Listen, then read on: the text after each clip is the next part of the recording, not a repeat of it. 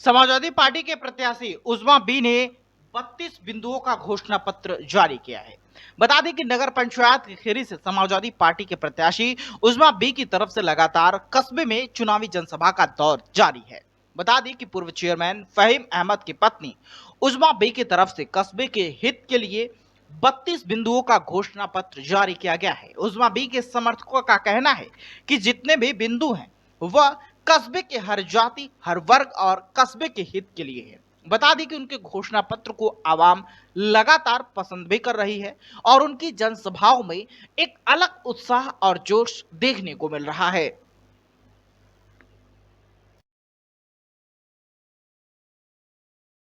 हमने जब घोषणा पत्र बनाया तो हम लोगों ने बहुत ही मंथन किया कि जो काम हम कर सकते हैं, जो काम हमारे पावर में आता है, जो हम चेयरमैन बनने के बाद आसानी से कर सकते हैं, उसी मुद्दों को आपके बीच में रखा है और एक एक मुद्दे पर एक एक काम करते रहेंगे और उसके ऊपर आपको पत्रकारों को बुला के टिक लगवाते रहेंगे कि देखिए ये मेरा मुद्दा था, ये मैंने पास कर दिया। हमने आखिरी मुद्दा देखिए रखा है पत्रकारों के लिए मीटिंग हॉल। आप बता दीजिए क्या मीटिंग हॉल पत्रकारों के लिए चेयरमैन बना सकता है कि नहीं बना सकता है?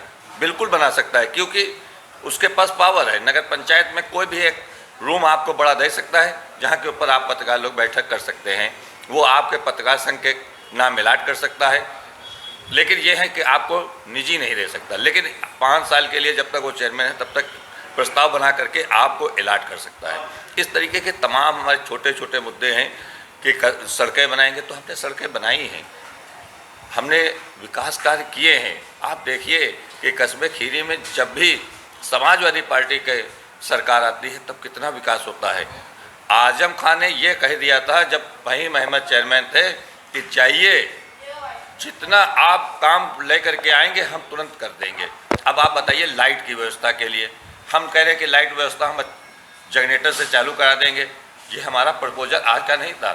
जब हम चेयरमैन बने फहीम अहमद, तो फहीम अहमद ने जब ये लाइट के लिए प्रपोजल शासन को भेजा तो शासन ने हमको अच्छी रकम दी जिसकी हमने कस्बे खीरी में पूरी तरीके से लाइटें लगवा दी। अब हम एक आपको वाकया बताते हैं। हम लखनऊ से आ रहे थे, यहाँ के ऊपर आने के बाद जैसे ही लगभग झलरिया से पहले आए तो वहाँ के ऊपर लाइटें चमकने लगी। तो वहाँ पर बैठे लोग जो आसपास बैठे थे वो उन्होंने कहा कि लखीमपुर आ गया है। तो हमने कहा नहीं भैया, अभी लखीमपुर नहीं आया है, अभी बीच में एक स्टेशन और है। तो उन्होंने कहा नहीं भैया लखीमपुर आ गया, देखो तो कितनी लाइटें जल रही हैं, आप गलत आ गए। हमने कहा भी भैया खीरी आएगा, हम खीरी में ही उतरेंगे। तो उन्होंने फिर जाके कहा इतनी लाइटें नगर पंचायत में, तो जगमगा रहा है पूरा कस्बा। तो हम ये काम हमने चेयरमैन साहब ने हमारे किए हैं। और जितने भी मुद्दे हैं आप देख लीजिए 1 से 32 तक। अब आप यहाँ के ऊपर लोग स्टेडियम बनवा रहे हैं। आप बताइए स्टेडियम कैसे बन सकता है? स्टेडियम के लिए कम से कम 100 बीघे 200 बीघे ज़मीन होनी चाहिए।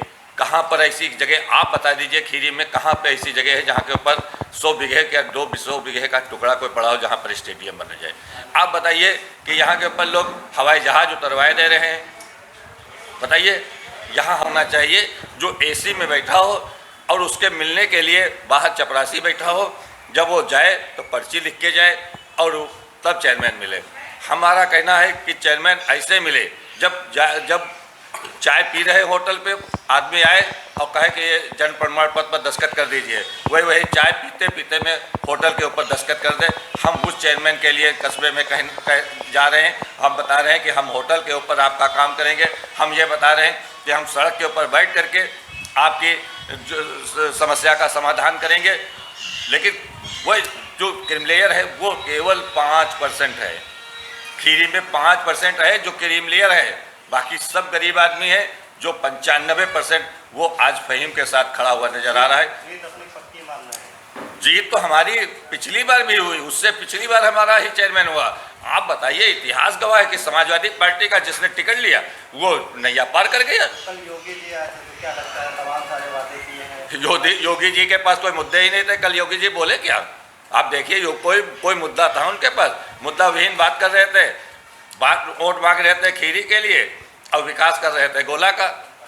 भाई जब गोला का वो विकास कर रहे थे तो गोला के चेयरमैन को गोला वाले जिताएं, खीरी के चेयरमैन को क्यों जिताएं?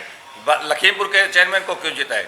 कह रहे थे गोला छोटा काशी हमने बनाया, तो ये तो आपने किया तो अच्छी बात है। गोला में जाइए, जनता से कहिए कि हमने आपके हमारे वोट काम कराया, आप हमको वोट दे दीजिए, गोला वाले वोट दे देंगे। क्या लगता है चुनाव स्पष्ट कराएगा प्रशासन, क्योंकि समाजवादी पार्टी कितनी भी बेईमानी कर ले, प्रशासन को खुली चैलेंज के साथ कितनी भी बेईमानी कर ले, जब हम जीत 2000 2500 के अंतराल से लेके चलेंगे, कितनी बेईमानी करोगे? 500 वोटों की, 700 वोटों की, 600 वोटों की।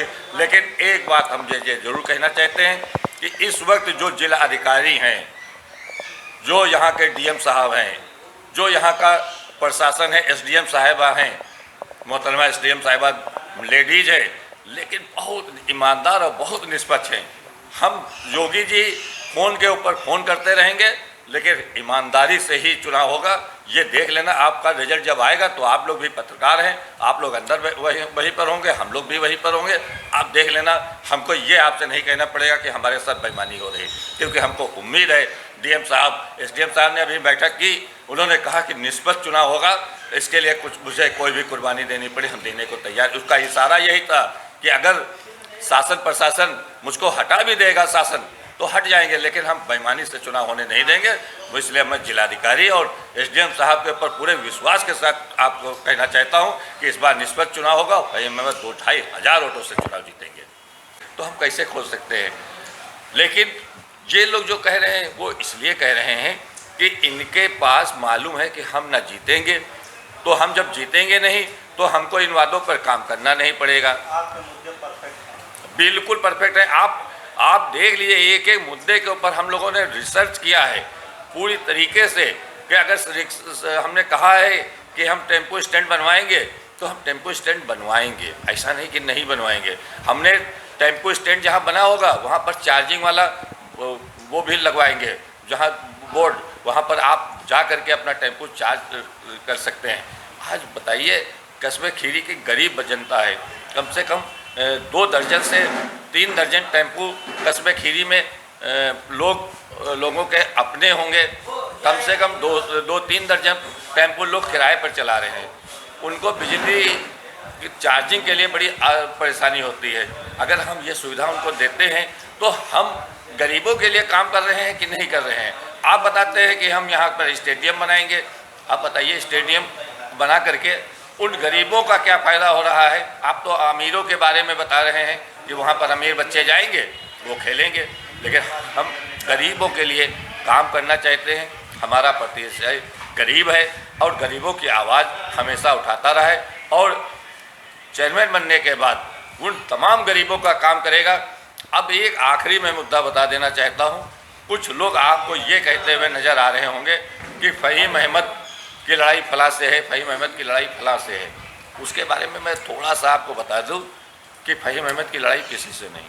फ़हीम अहमद चुनाव जीत गए हैं, लड़ाई भारतीय जनता पार्टी से होगी, दूसरे नंबर पर भारतीय जनता पार्टी आएगी, लेकिन जीत का अंतर भी इतना ज़्यादा होगा कि वो बेईमानी करने के बाद भी हमारा कोई नुकसान नहीं कर सकते। पिछली बार क्या हुआ था, कैसे क्या? पिछली बार तो उन्होंने 50 वोटों का अंतराल था। यहाँ के ऊपर जो विपक्षी लोग थे वो चाहते थे भाजपा जीत जाए।